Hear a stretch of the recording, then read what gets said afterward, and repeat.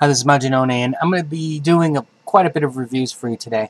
What I'm doing is I'm combining some of last week's books with this week's books, and I'm going to do like a quick overview on some, and some I'll go a little bit more in detail.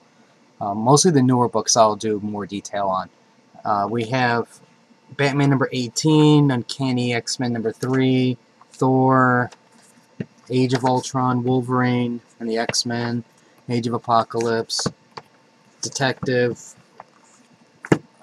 World's Finest, Green Lantern, and Earth 2, and Lot 13. Okay. Now, Batman 18 is actually a really... This is like the first issue after Robin's death. And as a whole, if you look at Snyder's work, at least from what I've seen of Batman, while it's had its ups, it's had its downs, overall, I've been pretty happy with it, and I think he's added a lot of mythology to the character. You know, some may argue about the brother, but I would like to focus more on what happened with Death of the Family versus the brother part of it, because, you know, that I think means more in terms of the Joker and Batman's relationship. But this here is the issue after Robin. Now, what we also have is Andy Kubert stepping in for this week, or this issue, and he really does a fine job with the artwork. Now, as you can imagine, after the death, you know, Batman's not the type of person, well, yes, he is going to mope.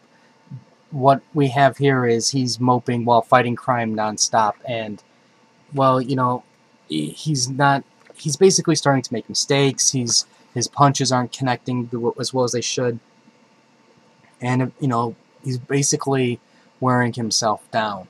And luckily for Batman, Harper, if you remember way back in when earlier issues, she's the girl that helped Batman with that power grid issue.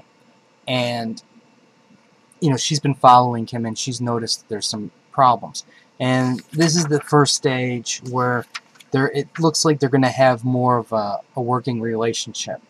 And, you know, unlike somebody like Tim Drake, who wanted to become Batman's sidekick and then go move into the Batcave and all that stuff, Harper is just like, look, I don't care who you are, I don't want to do this, I don't want to do that, but, you know, you need some help. And they're definitely giving her a different angle in terms of her story.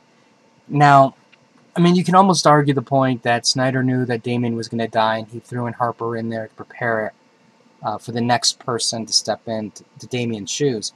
But personally, I still think that the death of Damian really significantly harmed the overall story, because Harper and Damian working together could have been an amazing team-up.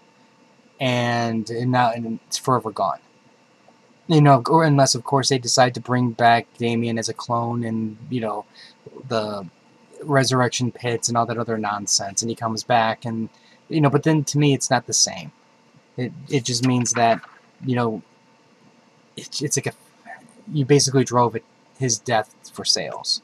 But anyways, let's go back to this. This is what's really important right now. Now, what I thought was actually kind of good was it was more about what she says to Batman, and she actually calms him down.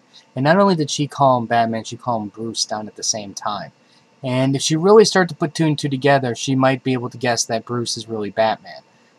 Or if she has that thought in her mind, she's not voicing it. Personally, I don't think she just cares.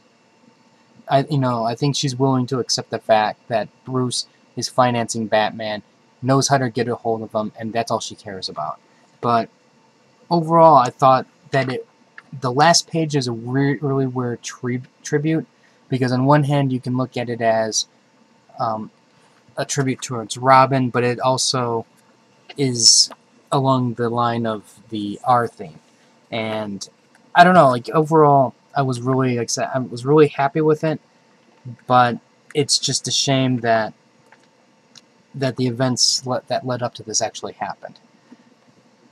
I guess you can say this is a great jumping on point right now, but it's I'm not sure how I'm really going to appreciate the story now, especially when they're going back to Batman kind of like a year one type storyline.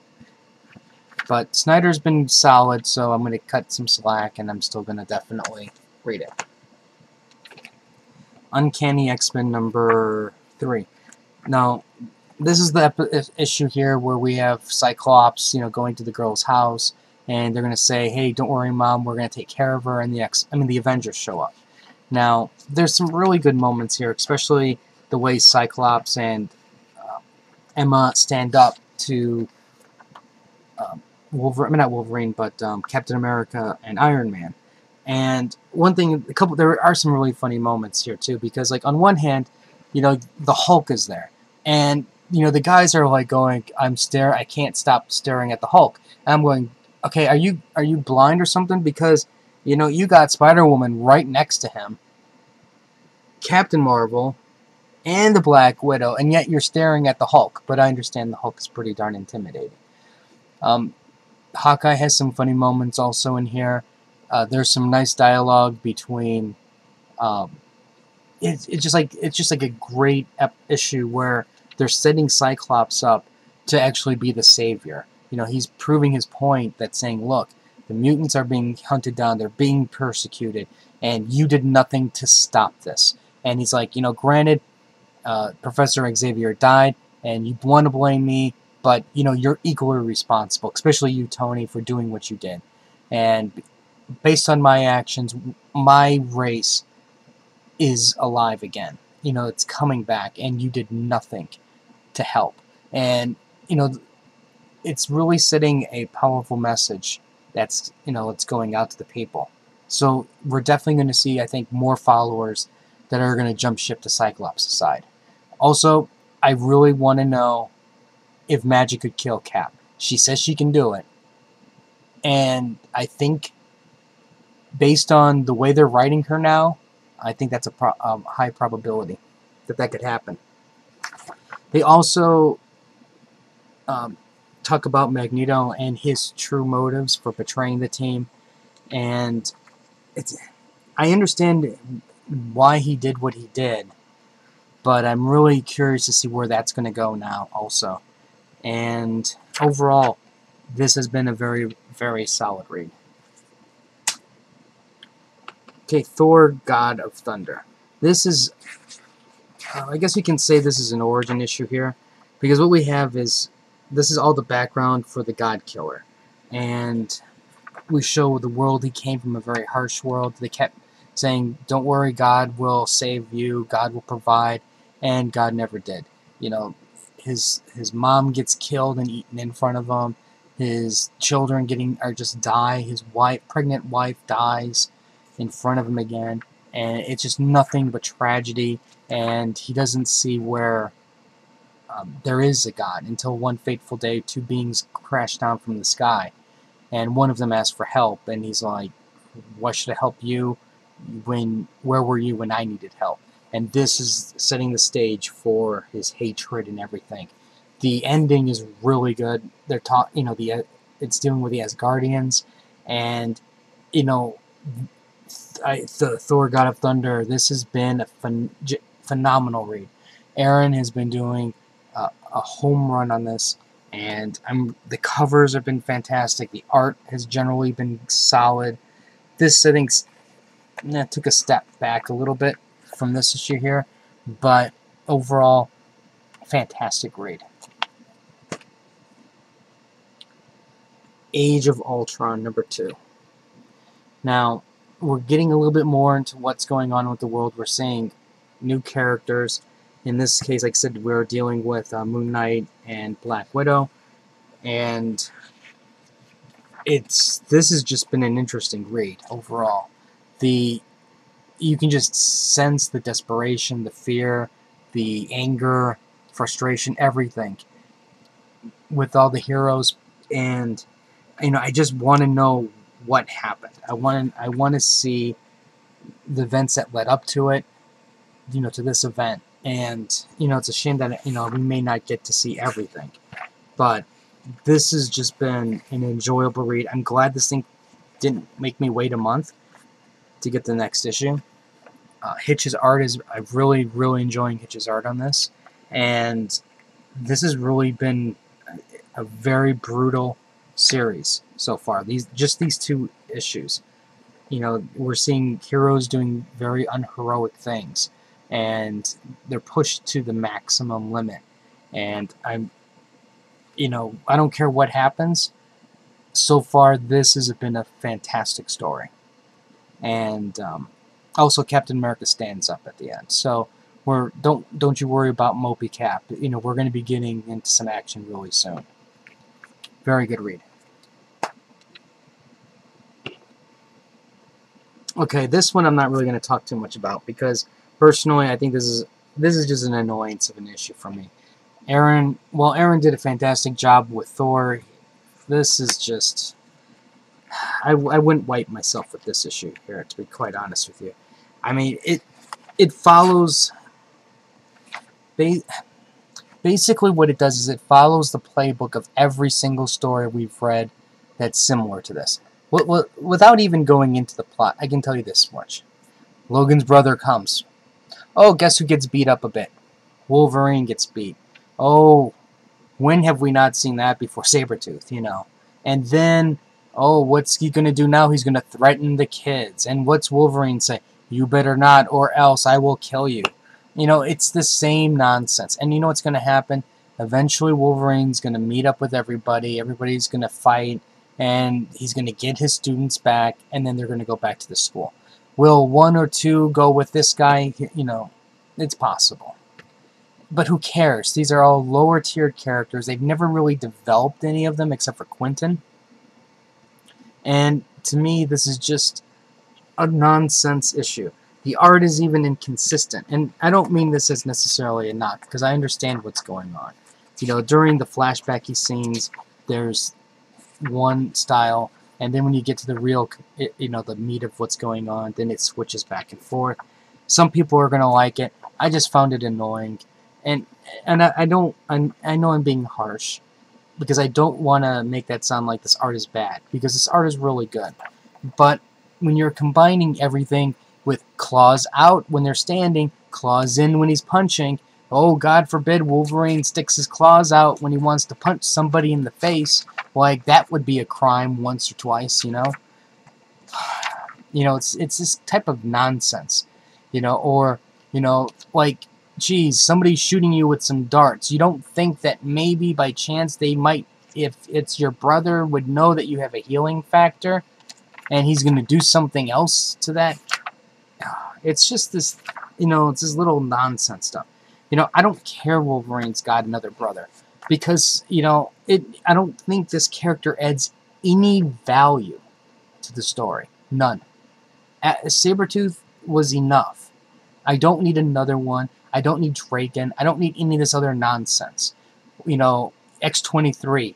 What, you're just going to keep bringing in family every time, and then it's every other one's going to be a hero or a villain? How about we'll just stop the nonsense, we'll get rid of Dog, and not have to worry about him any longer, and we can get back to Wolverine. And really, how many times do we hear the Wolverine's the best that he is? Oh, except for when he comes up against his brother, because his brother's always kick his ass. You know what I mean? Okay, Age of Apocalypse 13. This was a waste. Okay, Batman Detective number 18. This takes place right... It starts after the death of the family, and then it continues on from there. This actually shows more emotion, in a way, than what really happens when Batman deals with the loss of Damian in this issue. Well, there is a very nice piece there with him talking with Alfred. It's what happens outside of that conversation that it's more meaningful than, you know, showing true emotion on Batman. What we're having here is the power struggle between Emperor Penguin and Penguin, and all I know is when Penguin finally gets back on his feet, or flippers, it's not gonna be pretty for Emperor Penguin. And overall, this has been it's been enjoyable, but you know, the sad thing is, it's, you know, like, it's just this death thing that just hovers over it. And I think it really disrupts the flow of the story. And it just, you know, I don't think it was necessary. I mean, obviously it's necessary to talk about it because it happened, but it was just an unnecessary event, which is a real shame. And I don't know. We'll see how this thing turns out. I think it's going to be potentially really interesting overall, because I really want to see the conflict between the two penguins. Okay, now World's Finest is actually, to me this felt like a filler episode, but what's really the important thing here was this part here where the Huntress finds out that Damian's dead, and then she goes to the gravesite, and this is the first time where Batman and Huntress technically quote-unquote meet.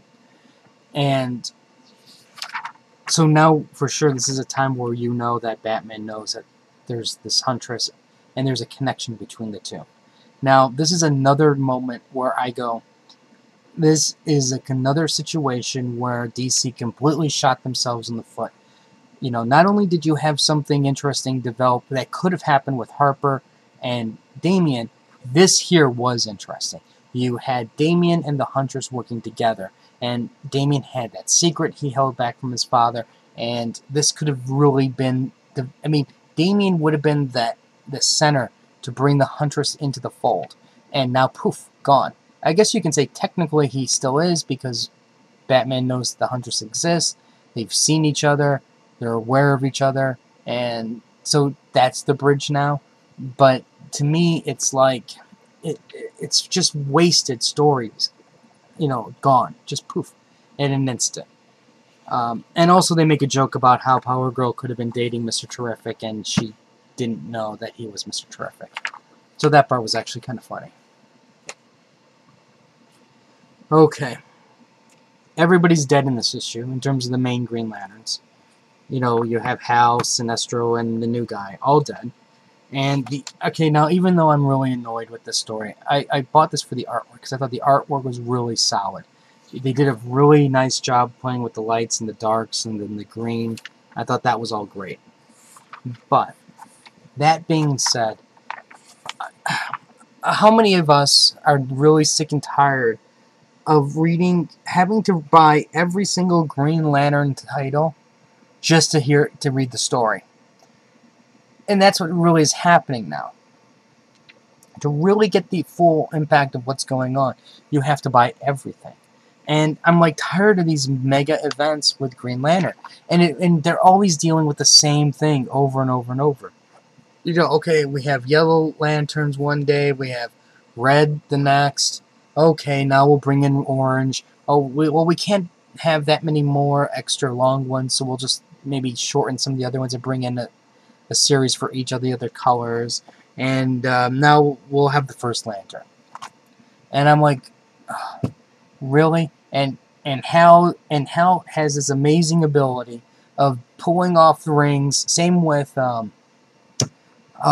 Guy Gardner. You know, oh, I don't want to be green today, so I'll be red. You know, and Hal, oh, I don't want to be green, I guess I'm going to go black today.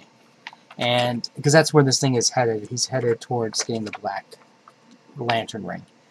On one hand, I guess you can say it's nice that they're actually starting to explain the origins of the universe, so to speak. But on the other hand, I'm going, one, I don't care. Two, I don't want to have to buy 20 issues of Green Lantern just to find out the origin of the universe.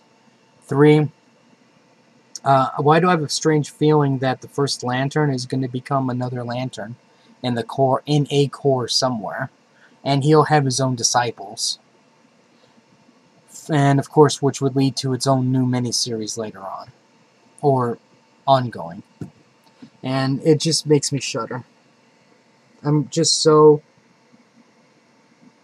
very sick and tired of this book, but the art is good. Okay, I'm going to be really brief with this, and I don't mean this to be insulting to the book. Earth 2 has been really enjoyable. I think Earth 2 is one of the strongest of the DC titles, and what this is doing here is it's continuing the storyline to bring Dr. Fate back into the DC universe.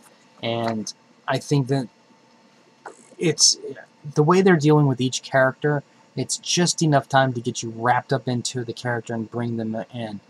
And I think, I mean, unfortunately, only I think like an Earth 2 type title could do it with this. You could never do this with, like, for an example, a Suicide Squad or a Justice League or something like that. But the formula that they have, Robinson has for this, is just really, really solid. The characters are really strong, and it just makes me just want to see what's going to happen. I like the fact that they're all noobs, and they're basically learning as they're going, but yet they have this lineage that's behind them under the old DC universe that there's a lot riding on these characters in terms of, you know, how they're portrayed. And I think overall this has been, and if you're not reading Earth 2, you know, buy the trade and buy it. Lot 13, all I'm going to say was Steve Niles did a great job. This book was freaking crazy. There was some violence, it had some blood and gore, and this had a crazy ending. If you have not bought Lot 13, you like horror, buy the trade when it comes out, because I don't think you'll be disappointed. It's not that it's scary, it's just really bloody and brutal, is what it is. And it has a very decent, it has an ending that I could approve. Anyways, I forgot to give you some codes.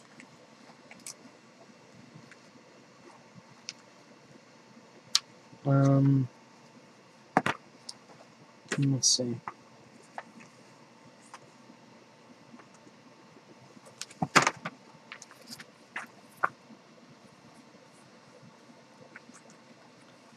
I'll give you 2 codes today. So only take one. This is TMM17RI65PAS. And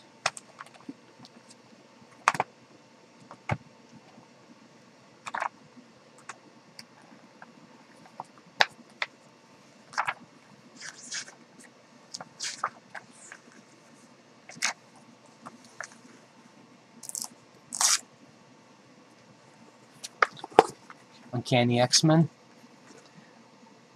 TMM 15W4GIVZ8. Alright, I guess that's it for today. If you have any comments or questions, let me know. Rate the video up or down, let me know what you think. Like the Facebook link and the Crunchyroll thing, because I do those anime reviews that are free, and we'll have more reviews and stuff later. So until next time.